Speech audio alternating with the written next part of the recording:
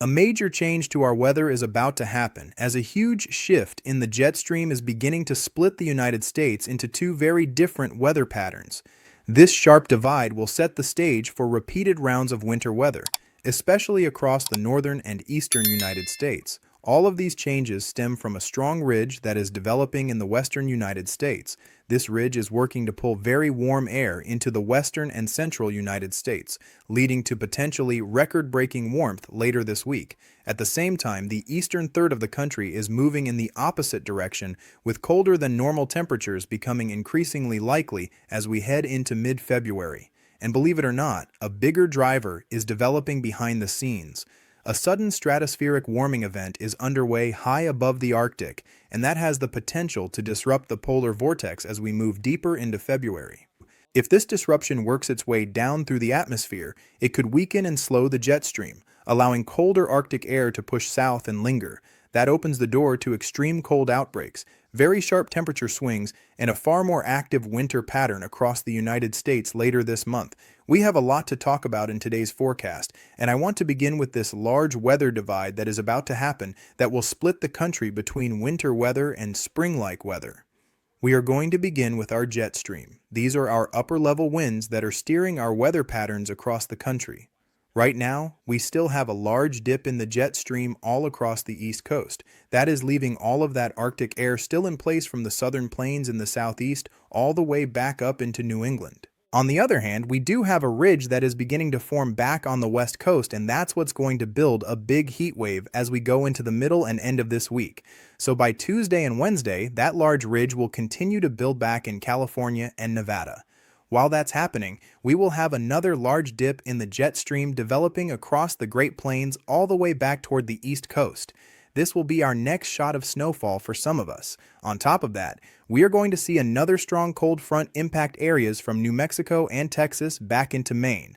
So it is going to be an extensive cold front as we go into Wednesday, all across the southern plains and the East Coast. By Thursday and Friday, this is where things get much more interesting. We will have a very intense ridge built all across the Rockies and the West Coast. This will basically create spring-like temperatures back in areas like Denver, Colorado, and Seattle, and even over toward San Francisco.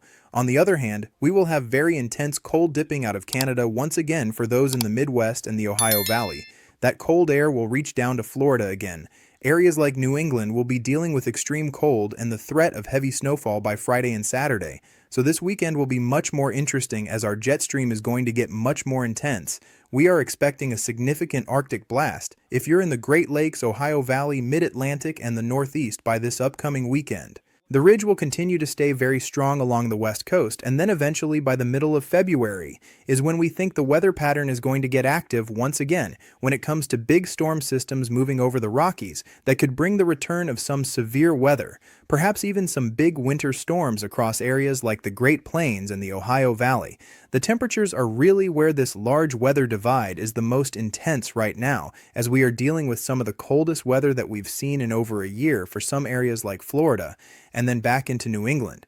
So today we already have many areas across the East Coast and the Mississippi Valley around 20 to 30 degrees below average. Eventually by Tuesday, Wednesday, and Thursday, things will improve just a little bit for some areas as we go into Tuesday night and early Wednesday morning.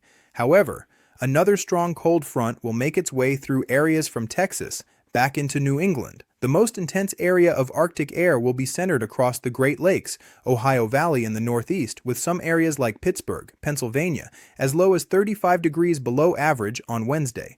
Temperatures will be extremely cold even on Thursday, all up and down the East Coast. For those in the Great Plains and along the West Coast, we're going to be feeling almost like spring in some of these locations, with temperatures as much as 20 to 25 degrees above average. Denver, Colorado is forecasted to have high temperatures near 65 degrees on Friday. It is going to be very warm over there. But next up is going to be another Arctic blast, and that's going to happen on Friday, and that's going to begin in the Midwest and the Great Lakes.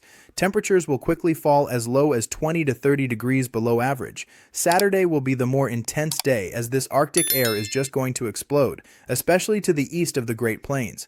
The Ohio Valley, Mid-Atlantic, and Northeast will be the hardest hit by this on Saturday. Some areas will be as low as 35 degrees below average. Florida is once again going to be hit as well. It might not be as intense as the Arctic blast we've been dealing with this past weekend. However, it is going to be very cold back down in Florida by next weekend again. This cold weather again is really not going anywhere anytime soon. This is going to be some very intense cold again by the end of next weekend. This could also bring some big snow chances for some of you next weekend too. Over the next few days, our temperatures are going to be very cold. Even beginning with this morning, we have a widespread freeze across most of Florida. Areas in the upper Midwest and the Northeast are sub-zero for the actual temperatures. But Texas and Oklahoma, you guys are getting closer to normal again with low temperatures in the 30s and 40s. Look at this. By this afternoon, if you want some warm weather, Florida will not actually be the place. It's going to be Oklahoma, Texas, and Kansas. We'll have high temperatures in the low to mid-60s. All of Florida will only be in the 50s today. As we go into Tuesday, temperatures will remain very cold across the Midwest, Ohio Valley. Back into the Northeast, temperatures will continue to warm up Tuesday and Wednesday along the West Coast and near the Gulf Coast. On Wednesday, a cold front will move through areas in the southern plains. It'll be pretty weak in Texas, a little bit stronger in the Dixie Alley, and then much stronger back in the Northeast where there could be a shot of snowfall on Wednesday and Thursday. Thursday into Friday, high temperatures will jump if you're back in the southern plains, as many areas in Texas, Arkansas, Louisiana, and even Mississippi will have high temperatures in the mid to upper 50s, even up closer to 70 degrees in parts of Texas. While that's happening, a significant Arctic blast will be winding up and thrown down into the Great Lakes and the Midwest Friday into Saturday. Temperatures are going to rapidly drop Saturday morning. Many areas will be sub-zero across Michigan and back into Minnesota and also across the Northeast. Sunday will be very cold as well, all along the East Coast. By Monday and Tuesday of next week, that cold air is just going to continue to linger. So a large divide between warm and cold temperatures will be developing all week long. This also means our snow chances will be changing trajectory as well. Now let's talk more about exactly who could see snow over the next 7 to 10 days, beginning with what is happening today. For the most part across the United States, this is one of the quietest weather days that we've had in a long time. We have a little bit of rain and snow back in the Pacific Northwest, some light snowfall in parts of Minnesota, Iowa, and the Dakotas. As we go into tomorrow, snow will become a little bit more widespread if you're back in the Ohio Valley, as we will have a new low-pressure system developing underneath a very intense high-pressure system. This could bring some light to moderate snowfall from eastern Illinois back into Maryland and Delaware. Some showers and maybe even an isolated rumble of thunder are on the table back in the Mississippi Valley Tuesday afternoon and evening. By late Tuesday, early Wednesday, snow will be falling across areas like West Virginia and even into North Carolina. But generally speaking, this is going to be very light snowfall. This is by no means going to be a winter storm around the middle of this week. Really, the big story for this week in terms of snow will be Thursday and Friday. We will have an Alberta clipper forming just off to the north of the Great Lakes. We'll begin with some snowfall in Minnesota and the upper peninsula of Michigan on Thursday. Then on Friday, this Alberta clipper will dive down into Michigan and eventually move into the Northeast. This looks like it could at least be some sort of minor winter storm for the Northeast as we go into Friday. Some moderate to heavy snowfall will be possible, especially in the Appalachian Mountains. Right behind this low-pressure system will be that intense Arctic blast, which is going to drop temperatures very quickly. One of the concerns I have right now with this event Friday into Saturday is that our isobars are going to be very close together, which means anywhere on the backside of this low-pressure system or even on the south and east side could have some higher wind gusts, and that could lead to some blowing snow. If our snow is heavy enough and we see enough snowfall accumulation, I wouldn't rule out some blizzard conditions in some locations. Another concern I have is that there's already a lot of snow on the ground in the Northeast.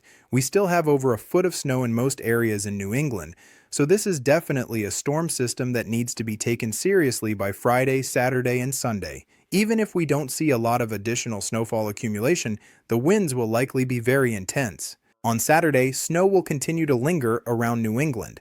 The GFS model basically has a nor'easter, another bomb cyclone attempting to form offshore Saturday into Sunday, and that could cause some big problems if it were to transpire. By the beginning of next week, which would be our second week of February, this is where I think things are going to get more active and more interesting. I think we'll start to see the return of some larger winter storms. I do think we will see a polar vortex breakdown in the middle of February, which should allow for that winter storm activity and also another big Arctic blast. Over the next 7 to 10 days, we are going to be watching the Arctic very closely as a stratospheric warming event is possible by the middle of February. If that were to happen, we could see that Arctic air get pinched down to the south toward the United States. Where that exactly happens, how intense it could be, and how cold it'll get in the country is all very uncertain for right now, but this is something that we'll be paying attention to very closely over the next 7 to 10 days, as it could have some major implications in terms of what our winter weather is beyond the middle of February. Thank you so much for watching today's forecast. If you are new to the channel, make sure to subscribe. We will have another video soon as this pattern continues to evolve. Stay safe out there.